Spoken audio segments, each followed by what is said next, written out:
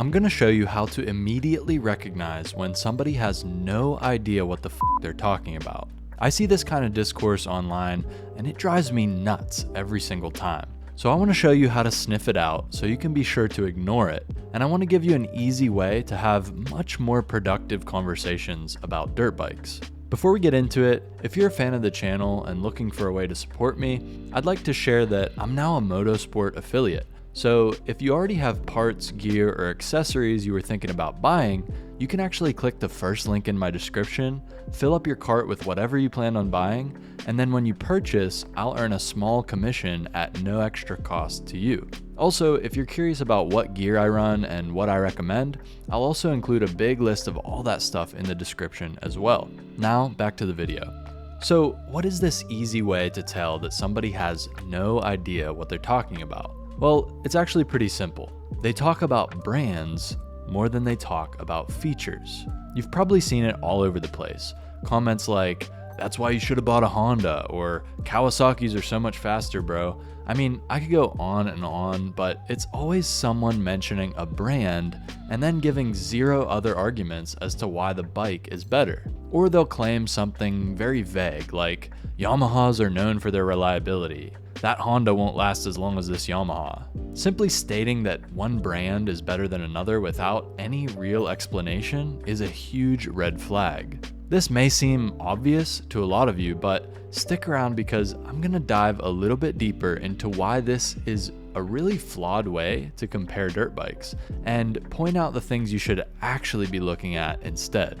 First off, when comparing bikes simply based on brand, you end up missing the entire, very important discussion revolving around the actual components of the bikes. These are things like whether the bike is carbureted or fuel injected, what kind of suspension the bike has, and how much power it puts out, and how it goes about delivering that power. And as for that whole reliability topic, if anyone says something like Kawasaki's just aren't as reliable as KTM's, that's simply not true.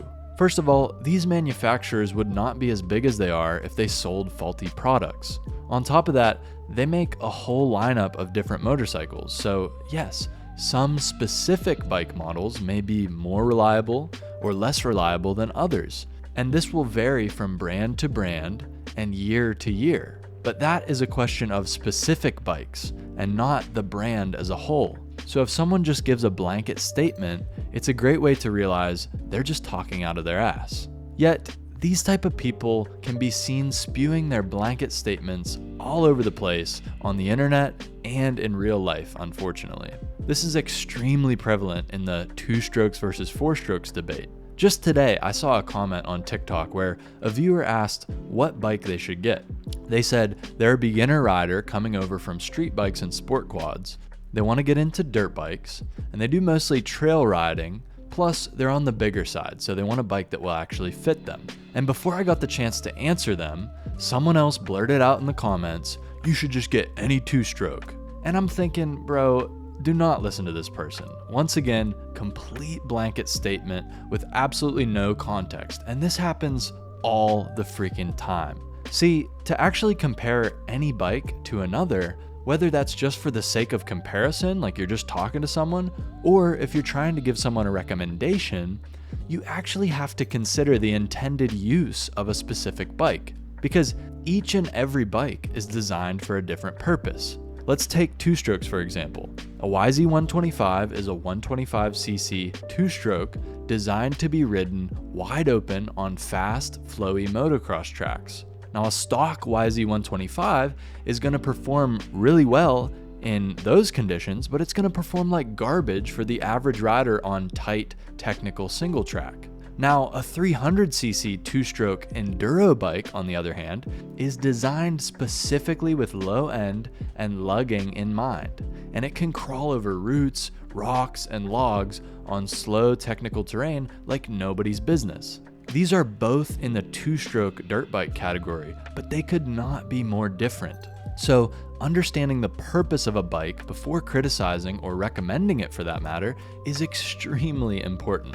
With all that being said, if you yourself are trying to figure out what bike you want to get, ignore all those brand loyalists and people who throw out crazy blanket statements, and do this instead. First, figure out exactly what type of riding you're going to be doing, and then research all the bikes that fit into that specific category of riding. Unfortunately, it will be hard, if not impossible, to find a bike that does everything super well. Yes, there are good hybrids for some things, but there will always be a weakness in one area or another. So first figure out the type of riding you're doing, and then find bikes built exactly for that purpose in mind. After that, you can dive deeper into details like whether you want a full-size bike, or if you're on the smaller size, maybe a 3/4 size bike. Maybe you're still a kid, so you'd be looking at bikes in the youth category instead of big bikes. Once you've narrowed down a specific category, for example, full-sized 4-stroke cross-country race bikes, then you can start going bike by bike, looking at individual specs. What parts does the CRF 250RX have that the YZ250FX doesn't? One's a Honda, one's a Yamaha, but they have minute differences that have nothing to do with their brand. Like, how big is the fuel tank on each bike? What's the price difference? How many engine mapping modes do each of them have? I could go on and on, but I think you get the gist. The brand is not the important part here. It's the components of the bike, it's the specifications, it's what the bike was designed for. These are things that truly matter when you're comparing bikes, or you're looking at a bike to recommend to somebody, or you're looking at a bike for yourself. But if you just want to speed run looking like an idiot on the internet, you can just stick to blind brand loyalty and outrageous blanket statements. Don't worry, you'll be pissing people off in no time. Now, if you like this video and you want to dive even deeper into the specifics of dirt bike engines, you can check out the video on screen now. And don't forget to subscribe if you want to see more videos like this. It's free and it really helps me out. I'm trying to get to 50,000 subscribers, so hit that button below and join the Soup Moto crew today.